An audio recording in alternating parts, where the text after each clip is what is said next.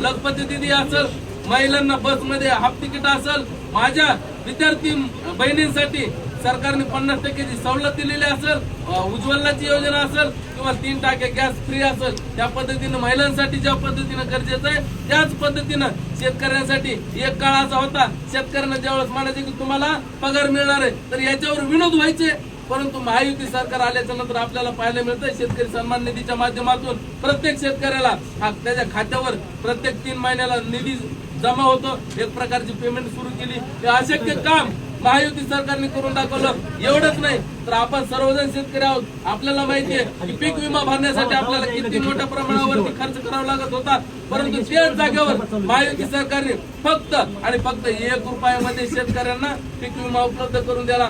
त्याचबरोबर शेतकऱ्यांसाठी मागेल त्या शेतकऱ्याला विहीर उपलब्ध करून देण्याचं काम महायुती सरकारने आणि आपल्या उमेदवार प्रकाशदादांनी करून दिलं। त्याचबरोबर मागेल त्याला सौर ऊर्जा पंप हा देण्याचं काम महायुती आणि आपले उमेदवार प्रकाशदादांनी करून दिलं। एवढंच नाही तर येत्या काही दिवसांमध्ये शेतकऱ्यांची मोठ्या प्रमाणावर समस्या होती की शेतकऱ्यांना रात्री बेरात्री शेतात जावं लागतं पाणी द्यायला, परंतु येत्या 1 ते 1.5 वर्षामध्ये महायुती सरकार आल्याच्या नंतर फक्त 1 ते 1.5 वर्षामध्ये 365 दिवस सकाळी लाईट आपल्या शेतकऱ्यांना मिळणार आहे। एवढा ऐतिहासिक निर्णय जर का समजा या ठिकाणी होणार असेल तर आपलं देखील कर्तव्य बनतं की आपण आपल्या उमेदवाराच्या माध्यमातून महायुती पुन्हा एकदा सत्तेमध्ये आणली पाहिजे। हे तर झालं शेतकरी माता भगिनी, परंतु सर्वसामान्य कुटुंबासाठी सांगतो की एक काळ असा होता की अनेक आजारांमुळे आजार झाल्याच्या नंतर उपचारासाठी पैसे नाहीत म्हणून कित्येक लोक आज या जगामध्ये राहिले नाही किंवा कित्येक कुटुंबातील व्यक्ती या जग सोडून गेले, परंतु महायुती सरकार सत्तेमध्ये आलं आणि 2014च्या नंतर आपण पाहतो की मुख्यमंत्री सहाय्यता निधीच्या माध्यमातून खऱ्या अर्थानं आपण पाहतो की सर्वसामान्याला जगणं सोपं करून दिलं। त्याचबरोबर आयुष्यमान भारतच्या माध्यमातून 5 लाख रुपयापर्यंत दवाखाना फ्री करून दिला। आणि एवढंच नाही, मुख्यमंत्री सहाय्यता निधीच्या आपल्या गावामध्ये कित्येक लाभार्थी आहेत, मग या लाभार्थींनी देखील जर का आपला जीव वाचवणार हे सरकार असेल तर त्यासाठी माननीय प्रकाशदादा आणि या महायुतीला सत्तेमध्ये पुन्हा एकदा आणण्यासाठी प्रयत्न केले पाहिजे।